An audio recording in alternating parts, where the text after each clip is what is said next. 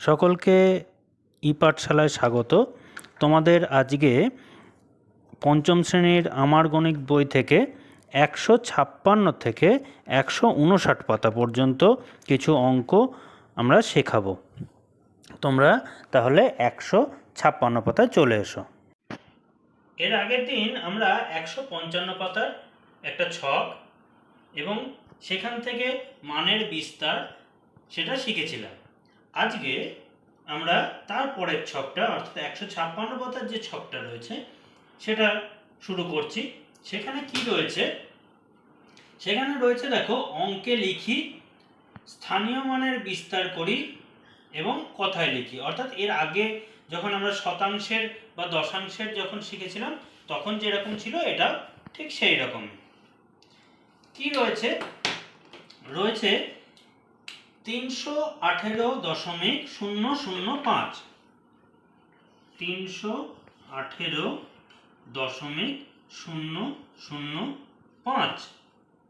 এটাকে স্থানীয় মানে বিস্তার করলে কি হচ্ছে? সেটা হচ্ছে দেখো, 300 যোগ 10 যোগ 8 যোগ, তারপরে বাকি শূন্যগুলো কিছু লিখছি না, তারপরে 5/1000। তারপর সেটাকে কথায় যখন লিখছি তখন লিখছি 318, এটা হলো 300 আর এই দুটোকে মিলিয়ে 18.005, 318.005।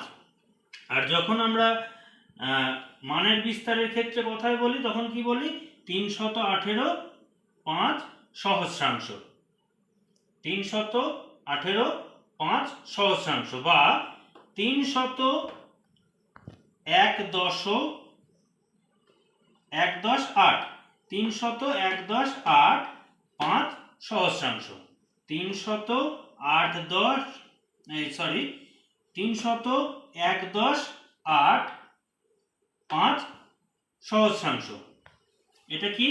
301.8 আর এটা হলো 5 সহস্রাংশ।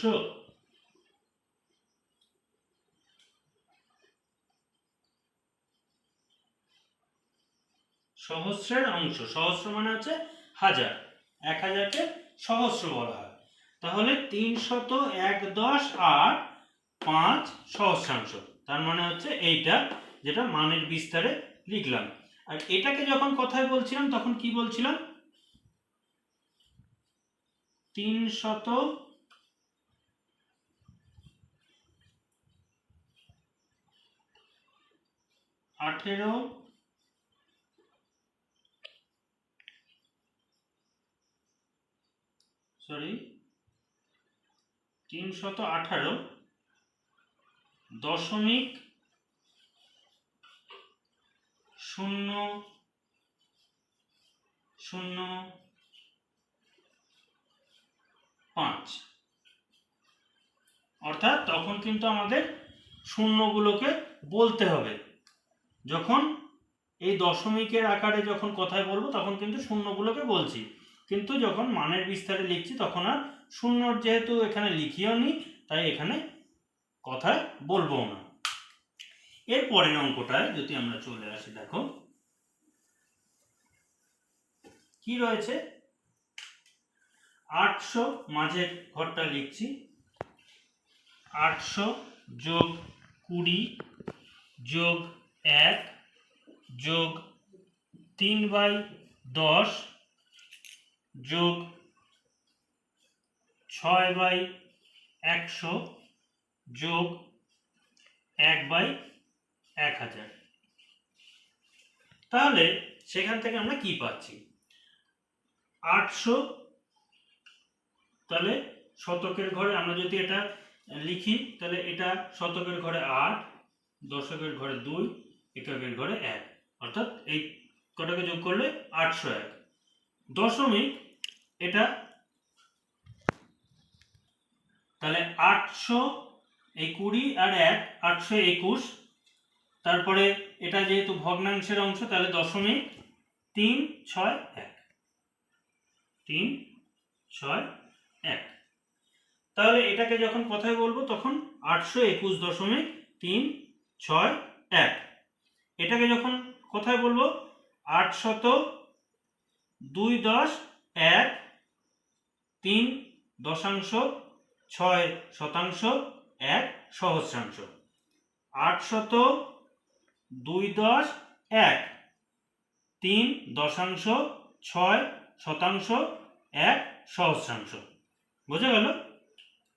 এইভাবে কিন্তু আমরা এর আগের যখন আমরা শিখেছিলাম শতাংশ দশাংশের ঘর, সেখানে যেরকম ছকগুলো করেছিলাম সেইভাবেই এটাকেও করতে হবে। এইভাবে এরপরে দেখো 157 পাতায় রয়েছে দশমিক ভগ্নাংশ, অপ্রকৃত বা প্রকৃত ভগ্নাংশ এবং অপ্রকৃত থাকলে সেখান থেকে মিশ্র ভগ্নাংশ। 157 পাতায় 157 পাতায় এই ধরনের অঙ্ক কিন্তু এর আগেও আমরা করেছি, তো এগুলো করতেও খুব একটা অসুবিধা কিছু হবে না। প্রথমে যেটা রয়েছে সেটা হলো দশমিক, তাহলে উপরে আমরা লিখে নিচ্ছি দশমিক ভগ্নাংশ। তারপরে রয়েছে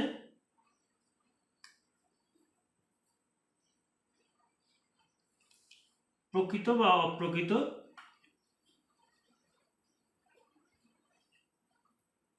বা অপ্রকৃত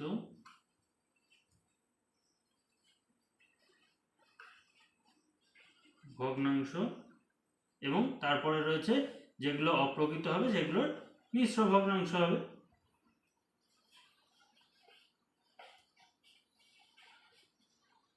প্রকৃত ভগ্নাংশের তো আর মিশ্র ভগ্নাংশ হয় না, অপ্রকৃত হলে সেটা মিশ্র ভগ্নাংশ হয়ে যাবে।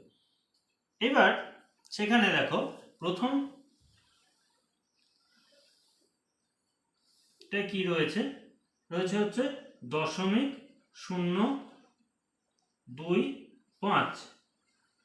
তাহলে সেখান থেকে এটা আমরা ভগ্নাংশ বের করলে 25/1000। চাইলে এটাকে লঘিষ্ঠ আকারে পরিণত করা যায়। প্রথমে 5 দিয়ে যদি কাটি তাহলে হলে 5 5 25, এটা হলো 200। আবার 5 দিয়ে কাটি 1, এটা হলো 40। তাহলে লঘিষ্ঠ আকারে পরিণত করলাম, সেটা হয়ে গেল 1/40। বোঝা গেল? এটা তাহলে লঘিষ্ঠ আকারে হয়ে গেল। এটা বা এর আগেরটা দুটোই কিন্তু প্রকৃত ভগ্নাংশ। দেখো হর বড়, লব ছোট, তাহলে এটা প্রকৃত ভগ্নাংশ। সেটা এখানে মিশ্র ভগ্নাংশের এখানে কিছু হবে না, যেহেতু প্রকৃত ভগ্নাংশে মিশ্র ভগ্নাংশ হয় না। এর পরেরটায় যদি চলে আসি, দেখো কি রয়েছে, এই মাঝের ঘরটায় দেয়া আছে এবং সেটা একটা অপ্রকৃত ভগ্নাংশ। কি আছে? 2098 2098/1000। সেটা এখানেও করা আছে। মিশ্র ভগ্নাংশেরটা 2×98/1000 কি করে হচ্ছে? 1000 গুণ 2 2000 যোগ 98, তাহলে 2098। সেখান থেকে এটাই আসবে। কি করব? প্রথমে 2098 পুরোটা লিখলাম। এরপর নিচে যেহেতু হাজার রয়েছে তাহলে দশমিকের পরে তিনটে সংখ্যা, পেছন দিক থেকে গুনতে গুনতে আসি, 1 2 তিনটে সংখ্যা, তাহলে এইখানে দশমিক, তাহলে 2.098। এখান থেকে এটা চলে এলাম। এর আগে আমরা করেছি যদিও এগুলো। এর পরেরটা দেখো কি রয়েছে, 4×325/1000। তাহলে এটাকে আমরা যদি অপ্রকৃত বের করি কি হবে? 4 গুণ 1000 4000 যোগ 325, তাহলে 4325/1000। সেটাকে আমরা দশমিকে বের করব।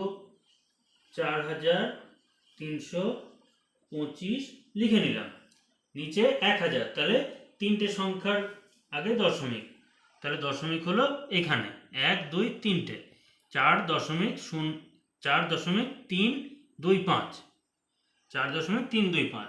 দেখো এইগুলো, এই যে পূর্ণ সংখ্যা বা এই যে পূর্ণ সংখ্যা সেটাই কিন্তু এইখানে রয়েছে, এই 2 পূর্ণ, এখানেও 2 দশমিকের আগে, এখানে 4 পূর্ণ, দশমিকের আগে 4, তাহলে এইটা হচ্ছে আমার পূর্ণ অংশ, এটা পূর্ণ অংশ, আর এটা ভগ্নাংশ অংশ, এটা ভগ্নাংশ অংশ। এটার থেকেই পাই এটা, এটা থেকেই পাই এটা। এইভাবে এর পরের অঙ্কগুলো এইভাবে তোমরা কিন্তু চেষ্টা করবে। দেখো কোনোটায় দেয়া আছে দশমিক ভগ্নাংশ, কোনোটায় প্রকৃত অপ্রকৃত ঘরে দেয়া আছে, বা কোনোটায় আমাদের মিশ্র ভগ্নাংশের ঘরে দেয়া আছে, সেখান থেকে আমরা যেটা দেয়া নেই সেটাকে বের করে নিতে পারবো খুব সহজে। ঠিক আছে, এরপর আমরা চলে আসছি 158 পাতায়। 158 পাতায় প্রথমে তোমরা দেখতে পাবে কিছু ছক রয়েছে, যেগুলো কিন্তু আগেরটার মতোই রয়েছে, দশমিক ভগ্নাংশ, প্রকৃত বা অপ্রকৃত ভগ্নাংশ এবং মিশ্র ভগ্নাংশের। তারপর 58 পাতায় কিছু অঙ্ক রয়েছে, বলছে 1 নম্বর অঙ্কে, পৃষ্ঠা নাম্বার 158। হ্যাঁ, 1 নম্বর অঙ্ক কি বলেছে, আমার মা দোকান থেকে 2.575 কিলোগ্রাম চিনি কিনে আনতে বললেন, কিন্তু পরে আমার বাবাও 3.150 কিলোগ্রাম চিনি এনেছেন। তাহলে ওর মা ওকে আনতে বলেছিল কতটা, 2.575 কিলোগ্রাম চিনি।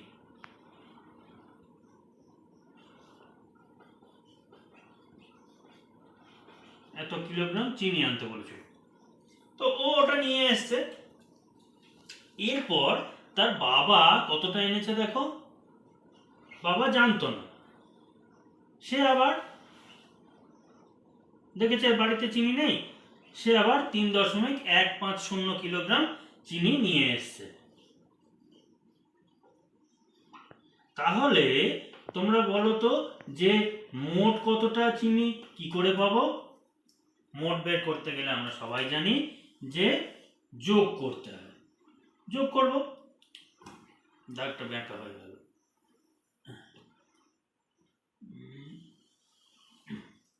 তাহলে এবার যোগ করে দাও, যেরকম যোগ হয়,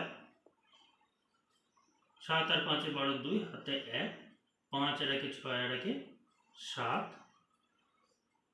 3 আর 2 5, আর এই দশমিকটা যে সোজা এসছিল ঠিক সেই সোজাই বসে গেল।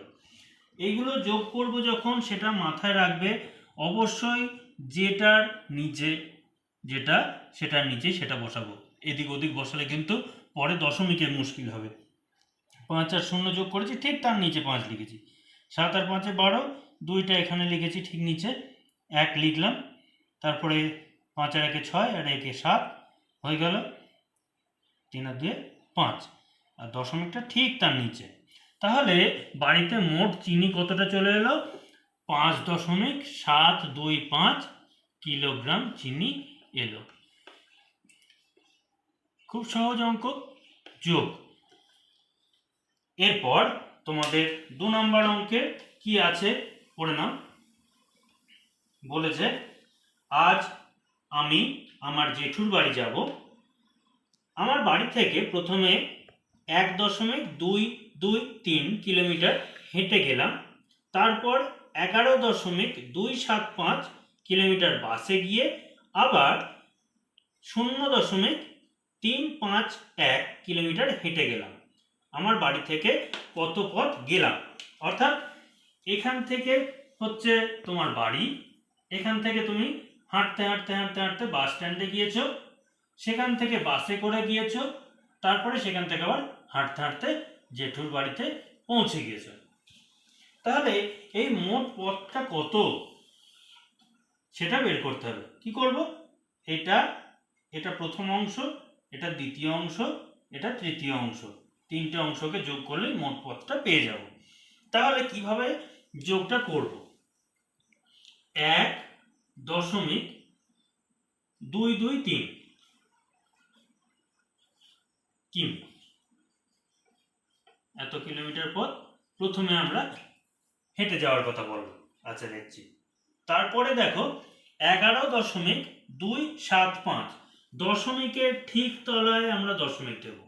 11 মানে এইভাবে, দশমিকের তলায় দশমিক, 11.272। এটা কিন্তু মাথায় রাখতে হবে, দশমিকের ঠিক তলায় দশমিক। তারপরে বাকি অংশটা হেঁটে গিয়েছে, তার মানে দশমিকটা এখানে লিখলাম 0.351 এত কিলোমিটার হেঁটে গেল। এবার সব কটাকে আবার আমরা যোগ করব। 3 2 5 আর 1 6, 7 আর 2 9, 9 আর 5 14, 14 4, হাতে 1, 2 2 4, 4 5 6 7 আর এই 1 8। এই ঠিক দশমিকের তলায় দশমিক বসালাম। 1 আর 1 2 আর এই 1। তাহলে কত হলো? 12.846 কিলোমিটার আমরা মোট পথ, অর্থাৎ নিজের বাড়ি থেকে জেঠুর বাড়ি পর্যন্ত হলো 12.846 কিলোমিটার। এইভাবে তোমরা দেখো 3 অঙ্কটায় কি বলেছে, আমার বাড়ির চৌবাচ্চায় 10.251 লিটার জল আছে। মোট জল তাহলে কতটা আছে? 10.251। এরপর আমি আরো 2 বালতি জল ঢাললাম, প্রতি বালতিতে 8.151 লিটার জল ধরে। এখন চৌবাচ্চা তাহলে কতটা জল আছে? এখন কি বলেছে, একটা চৌবাচ্চা যেটার মধ্যে জল আছে এতটা, সেটা কত না 10.251। আর একটা বালতি, যে বালতিটায় জল ধরে হচ্ছে কত, জানি না এটা বালতি হচ্ছে কিনা,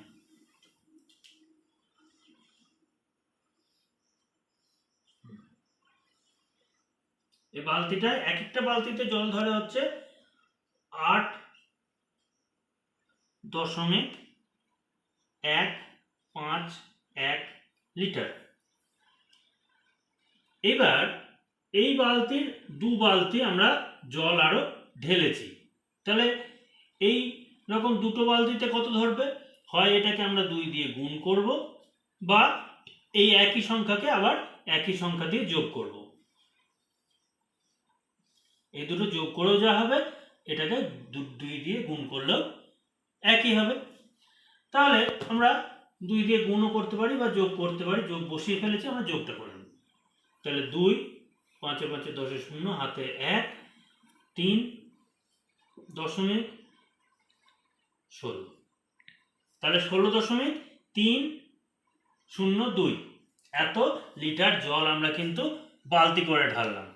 আর চৌবাচ্চায় ছিল এর আগে হচ্ছে 10.251 এত লিটার। এবার এই দুটোকে আবার যোগ করে দেবো। এটা হচ্ছে আমি ঢেলেছি, এটা ছিল, এটাকে যোগ করি।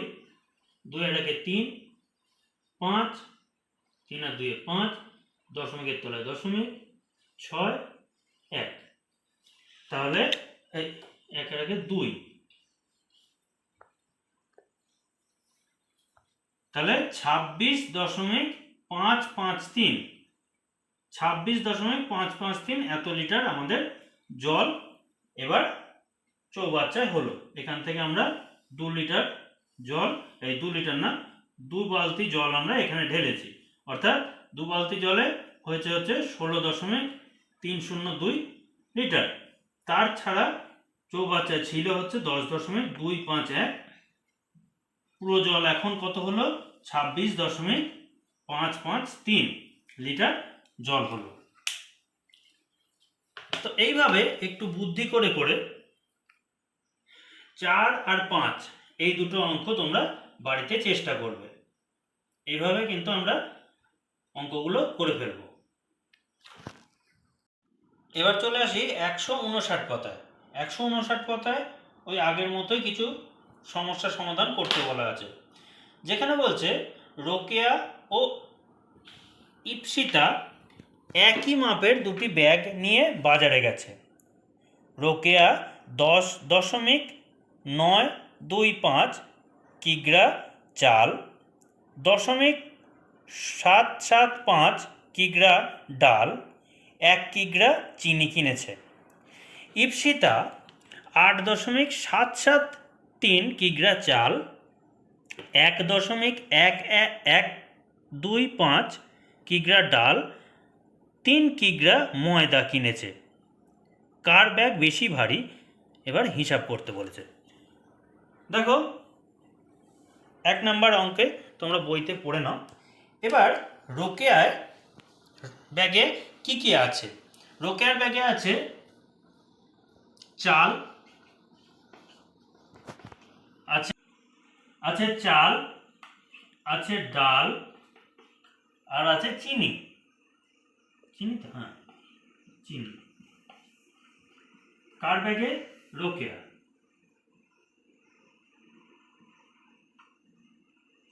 রোকেয়ার ব্যাগে আছে চাল, ডাল, চিনি। চাল আছে কতটা? 10.925। 10.925 কিগ্রা। ডাল আছে কতটা? ডাল আছে 0.775 শূন্য দশমিক বলা আছে কিগ্রা। চিনি আছে কতটা? 1 কিগ্রা। তাহলে এখানে 1 দিলাম, এখানে দশমিকের পরে আমরা 3টে শূন্য দিয়ে দিলাম।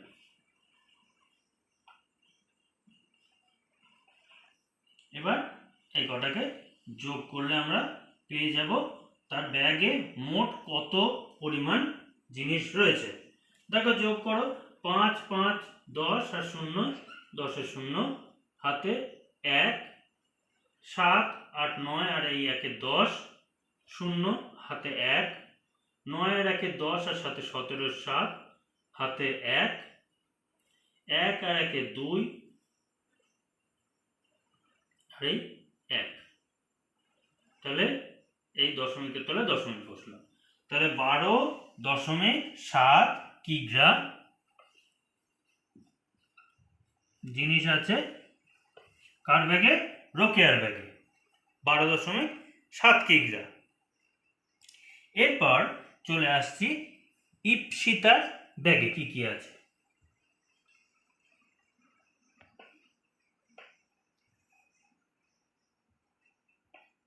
ইপসিতার ব্যাগে কি কি আছে দেখে নিই। ইপসিতার ব্যাগে আছে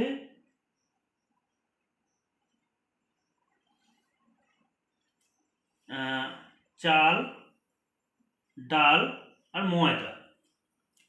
আছে চাল, ডাল আর চিনি কেনেনি, ও কিনেছে ময়দা। চাল কতটা কিনেছে? চাল কিনেছে 8.773 এত কিগ্রা। ডাল কিনেছে বেশি, 1.125 কিগ্রা। আর ময়দা কিনেছে 3 কিগ্রা, 3.000। ওখানে কথায় বলা আছে, ওটা আমরা সংখ্যায় লিখে নিলাম। এইবার এগুলোকে যোগ করব, যোগ করে দেখব কত হচ্ছে। 5 আর 3 8, 7 আর 2 9, 7 আর 1 8, দশমিকের তলায় দশমিক, 8 আর 3 11 আর এই 1 12।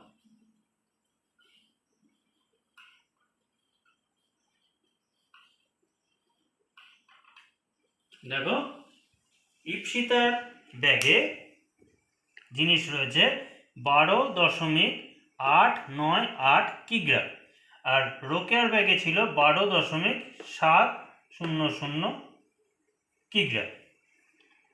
তাহলে কারটা বড়? এটা বেশি, তাহলে এর ব্যাগটা ভারী বেশি, ইপসিতার ব্যাগ ভারী বেশি। এবার কতটা ভারী ইপসিতার ব্যাগ? তাহলে কি করতে হবে বলতো? আমাদের বিয়োগ করে দিতে হবে। কিসের থেকে কি বিয়োগ করব? তাহলে কতটা ভারী কি করে বের করব? ইপসিতার ব্যাগটা ভারী বেশি, তাহলে ইপসিতার ব্যাগের থেকে রোকেয়ার ব্যাগটা বাদ দিয়ে দেবো। আচ্ছা, তোমরা বইয়ে একটা জিনিস দেখে নাও, ইপসিতার ব্যাগে কতটা জিনিস আছে সেটা ওরা যেটা যোগটা করেছে বইয়ে একটু ভুল রয়েছে, তো ওটা ভুল থাকার কারণে তার পরের বিয়োগটা হয়তো নিশ্চয়ই ভুল হয়ে যাচ্ছে ওই একই কারণে। তাহলে আমরা প্রথমে ইপসিতার ব্যাগের ওজনটা লিখে নেব, কারণ ওটা বেশি, 8 9 8, আর রোকেয়ার ব্যাগ হচ্ছে 12.700। তাহলে মুছে দিই। এবার এটা হলো ইপসিতার ব্যাগ যেটা ভারী বেশি, আর এটা হলো রোকেয়ার ব্যাগ যেটা কম ভারী। এবার এই দুটোকে আমরা বিয়োগ করব, তাহলে পেয়ে যাব কোনটা ভারী কোনটা, মানে কতটা ভারী। প্রথমে আমরা ইপসিতার ব্যাগের ওজনটা লিখে নিয়েছি, তারপরে রোকেয়ার ব্যাগের ওজনটা লিখে নিয়েছি। এখন বিয়োগ করব। 8 9 1, দশমিকের তলায় দশমিক, এটা 0। তাহলে ইপসিতার ব্যাগটা হলো 0.198 কিগ্রা বেশি ভারী। বইয়ে কিন্তু ভুল আছে, কারণ ওখানে ইপসিতার ব্যাগের ওজনটা যোগ করায় ভুল হয়েছে। তাহলে এখান থেকে ইপসিতার ব্যাগ 0.198 কিগ্রা বেশি ভারী সেটা বুঝতে পারছি। এরপর তোমরা দুটো অঙ্ক আছে, সেই দুটো অঙ্ক নিজেরা চেষ্টা করো, না পারলে বলবে, আমি তোমাদের সাহায্য করব। তারপরে দেখো ছোট থেকে বড় সাজাই। ছোট থেকে বড় সাজাই এর আগেও আমরা করেছি, আবার দিয়েছে কিরকম দেখো। প্রথমটা ক 159 পাতায়, এটা পৃষ্ঠা নাম্বার 159।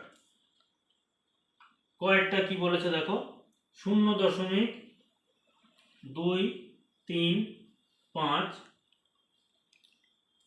0.583 আর 0.156। এটা থেকে আমরা দেখো যদি এই অংশটা বাদই দিয়ে দিই, এই অঙ্কটার ক্ষেত্রেই বলছি আমি, এই অংশটা যদি আমরা বাদ দিয়ে দিই তাহলে কি আছে? 0.2, 0.5, 0.1। তার মধ্যে কোনটা বড় কোনটা ছোট? এটা বড়, তারপরে এটা, তারপরে এটা।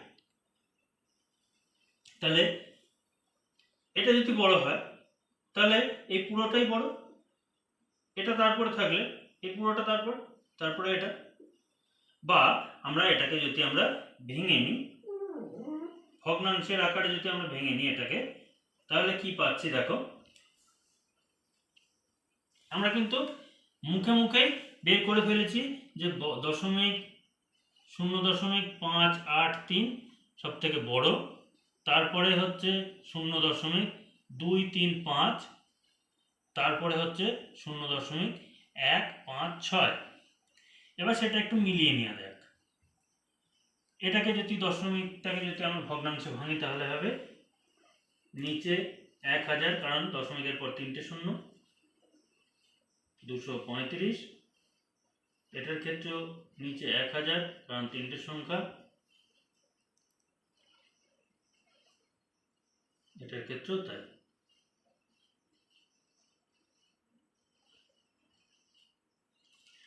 দেখো এটা হলো 1000 ভাগের মধ্যে 156 ভাগ, এটা 1000 ভাগের মধ্যে 583 ভাগ, এটা 1000 ভাগের মধ্যে 235 ভাগ।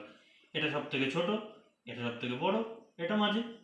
যেটা আমরা মুখে মুখে করে ফেলেছিলাম সেটাই ঠিক। এইভাবে আমরা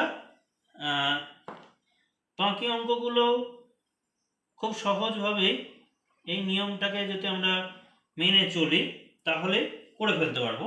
দেখো আর একটা দেখিয়ে দিই,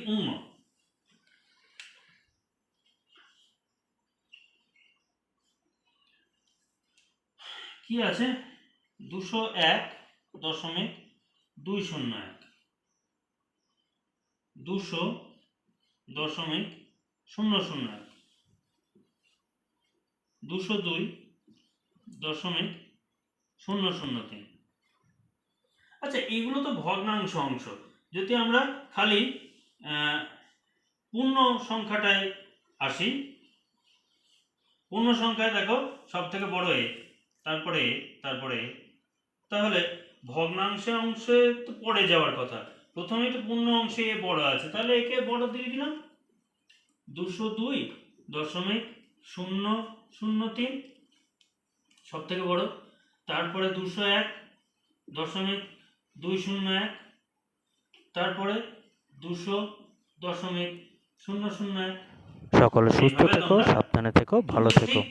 খাটিয়ে করবে তাহলে দেখবে অঙ্কগুলো সহজেই হয়ে যাবে। ঠিক আছে, তোমরা এই অঙ্কগুলো চেষ্টা করবে, না পারলে বলবে। 159 পাতা পর্যন্ত আমরা আজকে অঙ্ক শেষ করছি।